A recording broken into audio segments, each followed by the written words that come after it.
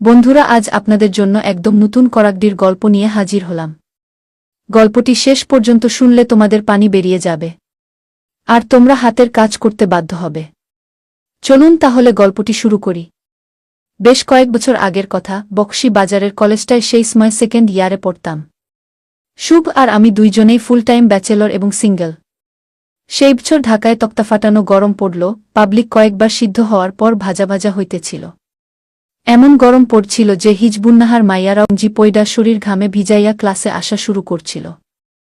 এমনই মাথায় গরম হইয়া থাকে, তারপর খবর রটল গরমে মাইয়ারা নাকি হোস্টেলে গরমে পোশাক একসেট করে ঘুমায়। ওই সময় মাইয়াদের নিয়া অনেক গুজব চালু ছিল। স্কুল কলেজে বৈশা মেয়ে সংক্রান্ত নানান আজগুবি কথা আমরাও শুনতাম, যেগুলা ভালো লাগত মিথ্যা ঠেকলেও মিঠা টেস্ট হওয়ায় জোর কইরা বিশ্বাস করতাম। সবকিছু সত্যি হইতে হয় না, জাস্ট এনাফ চটকদার হইলেই হয়। মাইয়াদের চাহিদা পোলাদের থিকা নাকি 7 গুণ 10 গুণ বেশি। শুধুইচটি গল্প এইটা তো মনে হয় মাধ্যমিক হওয়ার আগ থিকাই শুনছি।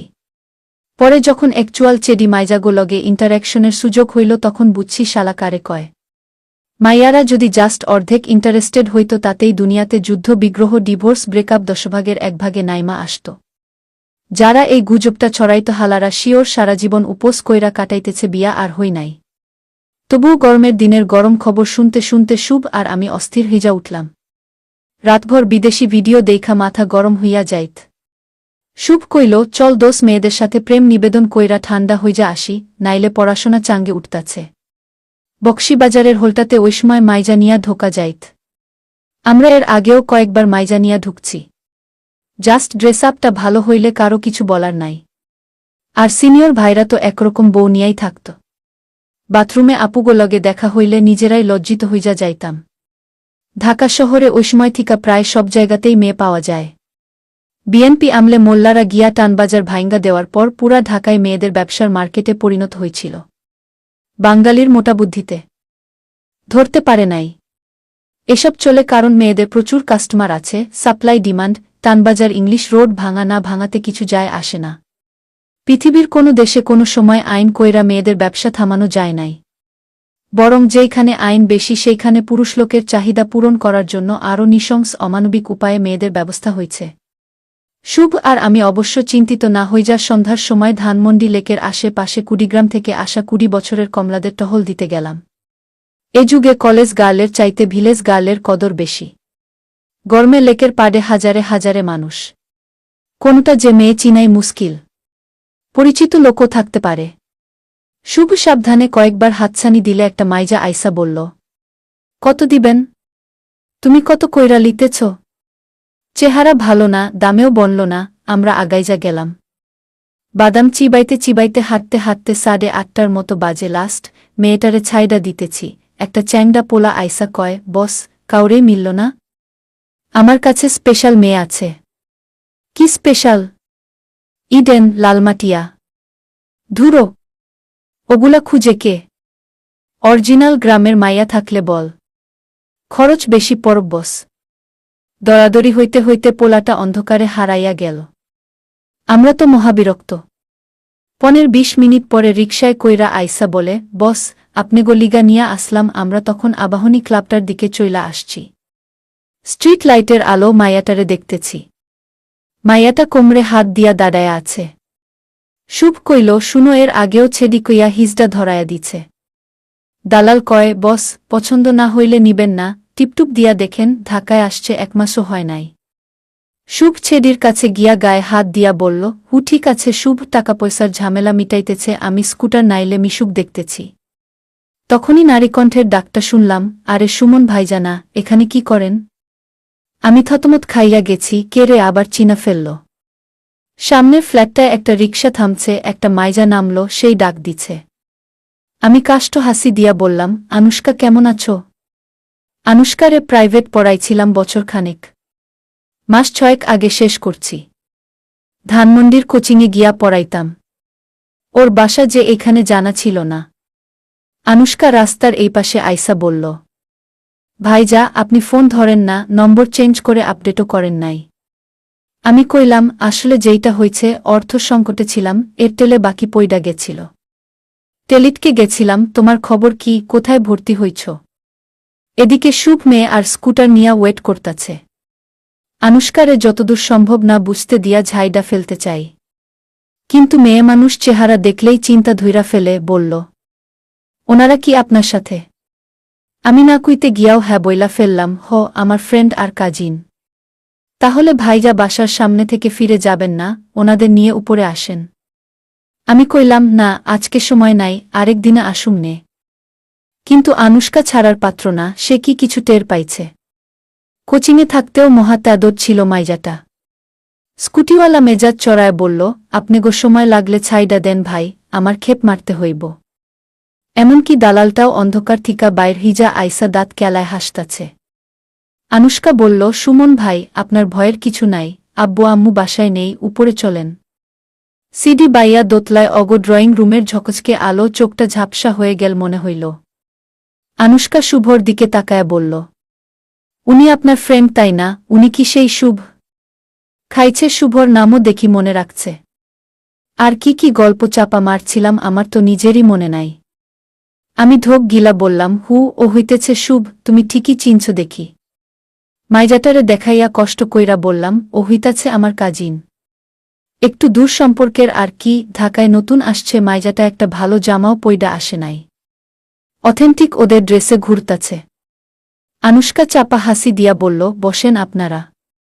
আনুশকা কথাবার্তা বইলা ভিতরে গেল। শুভ কয়, তোর ছাত্রী তো সুন্দরী আছে, নিয়া চল, ফ্রিতে কাজ হিজা যাইব। মেয়েটার লাগে এখনো পরিচয় হয় নাই। আমি জিগাইলাম, তোমার নাম কি? এখানকার নাম লইছি শাবানা। কয়দিন ধইরা আছো এই কামে? আছি অনেক দিন হইছে। শুভ কইয়া উঠল, রে, আবারও পুরানা মাইজা, ভালো কইরা দেখলাম, খসটায়া গোসল দেওয়াইজা পার্লার থিকা পাউডার মাইরা আনলে ভালোই দেখাইব। বয়স আমগো সমানই হইব হয়তো। এই মাইরাটা সারারাত মনে করতে শরীরের ভেতরে যেন অজানা শিহরণ খেলে গেল।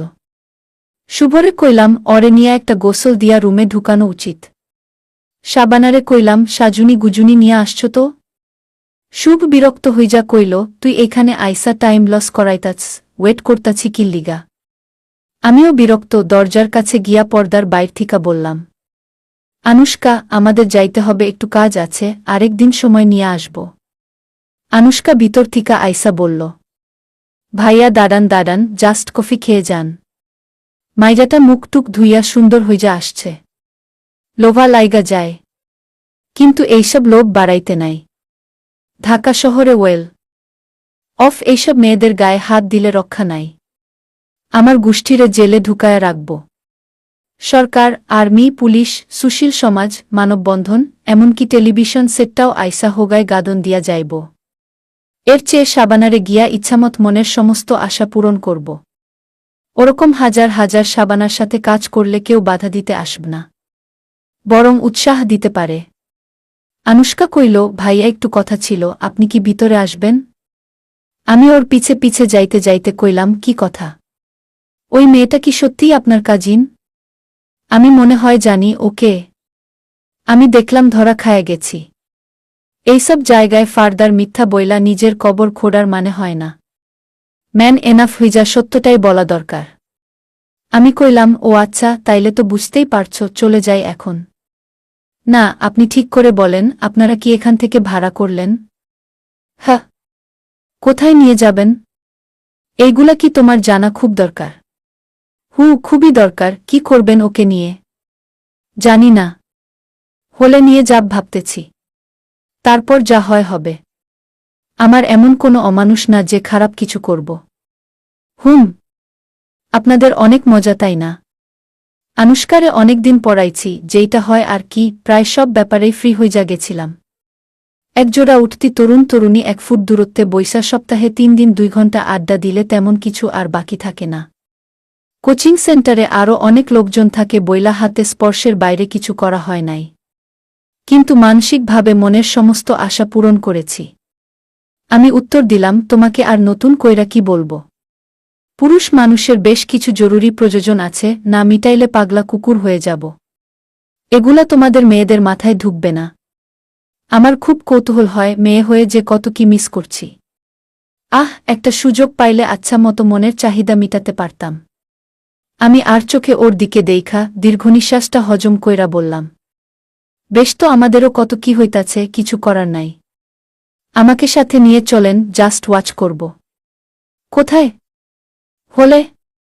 মাথা খারাপ? আঙ্কেল মেরে ফেলবে না? আব্বু আম্মু ঢাকায় নেই, মানে দেশেই নেই, নেক্সট ফ্রাইডের আগে আসবে না।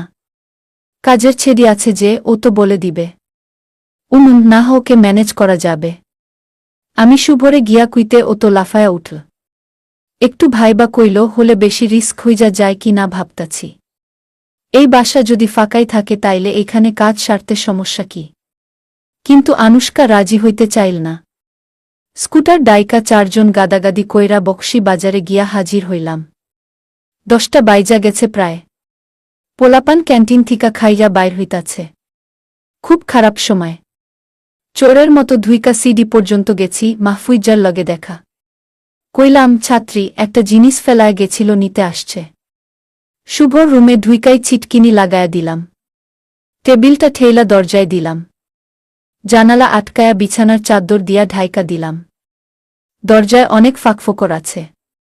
একটা চকির তোষক তুইলা দরজায় হেলায় দিলাম। মেয়েটা কান দেখতাছে।